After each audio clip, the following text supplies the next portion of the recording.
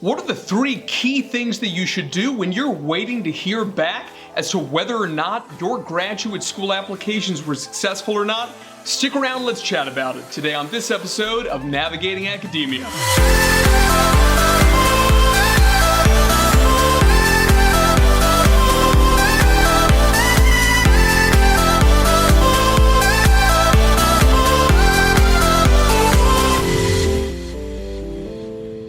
What's up, Navigating Academia family? This is Dr. J. Phoenix Singh coming at you with a new episode of Navigating Academia, your leading source for guidance on how to advance your career in academia. Before we get started, you guys know that I love you, so take that second to be able to smash that thumbs up button, that like button. Comment below if you enjoyed the video because it helps us out in the YouTube algorithm, and subscribe if you haven't already. You know you want to. Go ahead and do it. Now, what we're going to be doing today is to be talking about something that so many people are writing to me about right now. I get DMs on Instagram all the time. People are tweeting at me. I'm getting emails on my inbox all the time from new mentees as well as old mentees who are now in the midst of the application process for master's and doctoral programs. And what happens is that they're saying to themselves, I submitted my applications. I don't know what's going on. I haven't heard anything back yet. I don't know if I should have heard something back yet, but I'm in the middle of it. I'm stressed out. I don't know what to do. And can you give me any tips? So the goal of this video is for me to be able to give you 3 recommendations, 3 keys for what I think you should be doing, what I recommend to my own students that they do after they've submitted their applications for master's or doctoral programs and they're waiting to be able to hear the results back. Now I got them jotted down right here, so if you see me looking down, that's what I'm doing. So let's go ahead and jump right in with number 1, which is to emotionally budget for rejection. Nobody likes to think about rejection. Freud used to talk about this thing that he called the omnipotence of thought. So omnipotence of thought is this principle that if you think more about something, that it's more likely to happen. And a lot of people these days in kind of hippy-dippy culture love talking about stuff like abundance mentality and these sorts of things. Listen, the more you think about something over and over and over again does not increase the odds of it happening, okay? Yes, we need to aim at things. Yes, we need to have goals. Yes, we need to work towards those goals. And yes, that will increase the likelihood of things happening. But just our thoughts alone, without action, don't do anything, okay? So after you have something submitted, if all you're doing 24/7 is thinking about it, it is not making it more likely, your application material is more likely to be able to get accepted or rejected for that matter, okay? The idea that if you do think more that something's more likely to occur for better or worse is this Freudian concept of omnipotence of thought, okay? It doesn't make any sense. You know, I have a family member who loves playing the lottery and she'll buy the ticket every single week and she will always call me and tell me like, I'm really feeling it. I'm feeling it tonight. I've been thinking about it all week. I'm feeling it. It's gonna be my numbers today. We're gonna, hit the Powerball or whatever it's called. I don't play the lottery, I have no idea. And of course, just never won anything, right? So she's basically just paying out for these lottery tickets, right? And she's watching this right now. I love you. So, and I'll buy you a lottery ticket to apologize for making this video and mentioning you. But at the end of the day here, right? It's something where thinking about it isn't gonna do anything. I want you guys to take positive actions. And the first one is to be able to prepare yourself for things not going well, okay? So, why do I say that? Because I think you're not going to get in? I didn't say that, right? But I want you to emotionally budget for this. Anybody who's watched some of my other videos on investing and this kind of stuff, or if you've worked one-on-one with me, I'll give you the website later on so you know how to contact me. It'll give you my rates, etc. We can book mentorship sessions one-on-one with one another. What happens is that I oftentimes talk about money and I talk about the importance of financial budgeting, right? This is different though. Emotional budgeting means that, for example, let's say that you got a supervisor and he or she is a real pain in the butt and they always take 1 extra week longer than you expect to respond to your email. Well, emotional budgeting would mean that you just say to yourself, you know what? I'm just going to make the assumption, I'm not going to let myself get emotionally involved with this or frustrated. I'm going to send an email this Monday. I should just expect I'm not going to hear back the whole week or the weekend. Next Monday, that's when I can expect a response. And that is going to keep you really chill, okay? It's going to stop you from worrying. Same thing here. If we start to say, okay, let's just say that, of the programs, I've applied to 5 programs, maybe I'll get into one of the programs, and if I don't, that's okay. Here's my game plan going forward. Just making those plans is not statistically going to alter your likelihood of your application materials that you've already submitted being successful or not. I have a wonderful mentee right now who I love to death working with, and she submitted her applications for a clinical psych PhD program to, I think, 5 or 6 schools, right? There's some advice out there saying like 10 or more schools. You're out of your mind, right? We're talking 3 to 5 max. And if you want to know the reason, either watch other videos or you can comment below and I'll try to make another video on that, right? But please just watch the videos I've already got out there, because it would be insane to apply for 10 or more doctoral programs in clinical psychology. Blows my mind, okay? But what has happened is that she's gotten a couple of rejections already, right? But she's handled them so well. And she's so surprised at how well she's handling these rejections. And I'm so proud of her for handling it like this.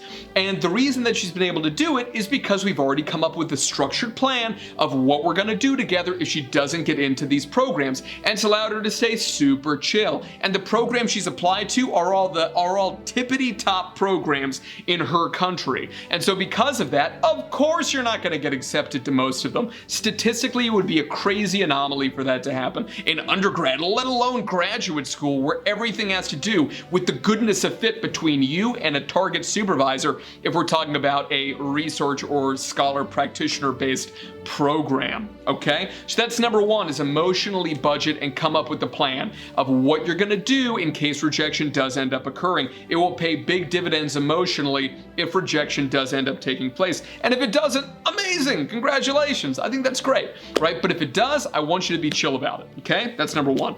Number 2, is to prepare for the interview. It's never too early to begin preparing for your graduate school interview process. You can always hire me and I will grill the heck out of you, right? In whatever way you want. A lot of people, they're just like, I want you to be brutal. I want you to be really, really specific in terms of your questions. I want you to try to trip me up. I want you to give me a really hard practice interview, right? And then we'll go over the questions that I asked and we'll go over your responses and how we can actually improve them. I also have a variety of videos here on Navigating Academia that obviously you can check out that'll give you other questions that are commonly asked that will help you to be able to overcome the most common mistakes that I've seen and things to never say in grad school interviews. So check out other videos on the channel. I think that you'll enjoy them very much, okay? But just make sure that you're preparing actively. There's actually a practice interview that I've built. I think I may do a couple more of those videos with new questions. If you're interested in that kind of thing, for me doing some more of those practice interviews so you can actually practice with me virtually in terms of these kinds of on-demand YouTube videos, then just let me know below and I'll try to make at least one more of those for you guys, okay? And the more likes, right, if somebody posts that, the more likes on that comment that comment ends up getting, the more likely I am to be able to spend the time make that video for you guys, okay? Number 3 is to keep pursuing publication, personal connections, and conference presentations, right? These are 3 things that are really going to separate you, okay, from other applicants. And if it is the case that you end up getting rejected, because these 3 things may not help you, it's very unlikely they're going to help you if you've already submitted your applications already, okay? The only reason that they would is, let's say that they're still trying to decide between you and somebody else, and there's the interview, and you say something like, actually, I just presented at this, leading national conference or leading international conference that has a lot of name recognition, or it's something where you have something that just got published in a peer-reviewed journal with a solid impact factor, or in an edited book from one of the largest academic book publishers. Over 90% of all new books are published by the same 5 publishing houses, which are Springer, Routledge, Taylor and Francis, right? Wiley, Sage, and if you want to go with a Springer, but if you want to go with the University Press, it would be Oxford University Press, followed by Cambridge University Press, okay? Those guys have the overwhelming market share. So if you have an edited book chapter in a book from one of those publishers, also pretty impressive, all right? And then also personal connections, right? Again, the more people you can get to know personally, it can be something where it doesn't have to be with the target supervisor, you getting to know them one-on-one, even though you should try to make those efforts if you don't have a middleman. If there's somebody in the middle who your target supervisor already knows, likes, and trusts, who can make that introduction on your behalf, that's gonna help you out a bunch. And then you can follow up on it and be building that relationship. That relationship should not be built 4 months, 6 months before you submit your application. You need to figure all of this out as fast as possible. I'm talking about freshman year. People ask me, when should they be thinking about where they want to go to grad school? I say freshman year. And people think that I'm nuts. I'm not kidding. I started figuring out where I wanted to go the week before I drove to Boston to move in to my undergraduate dorm freshman year, right? And so yes, that's an anomaly. But when you're competing against anomalous, I guess would be the word, anomalous people like me, because there are some nuts out there like myself who do this kind of thing, right? And you're in a program like the one that I got accepted to, where there's over 500 applicants and 2 people get accepted.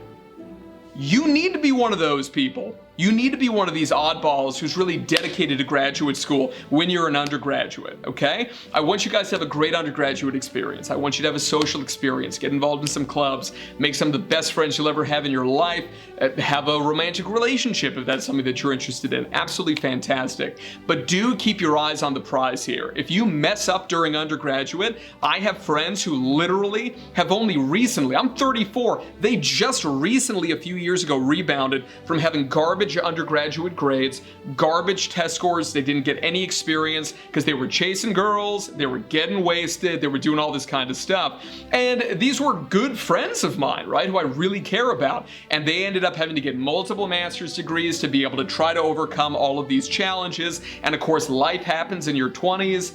20s is one of the most difficult decades of your life, contrary to popular belief for some reason. It's a really challenging decade, and only recently have they rebounded. So there's so many years behind. The likelihood that they'll ever kind of catch up to folks who just focus during undergraduate is honestly pretty low, which is really a harsh truth. It's really rough, but it is also valid. So anyway, it's just one of these things where to be able to kind of stay focused. So if you can really focus here, guys, focus on getting publications, and if you haven't already gotten one, focus on that. It's a good thing to be able to keep your mind on something as well, okay?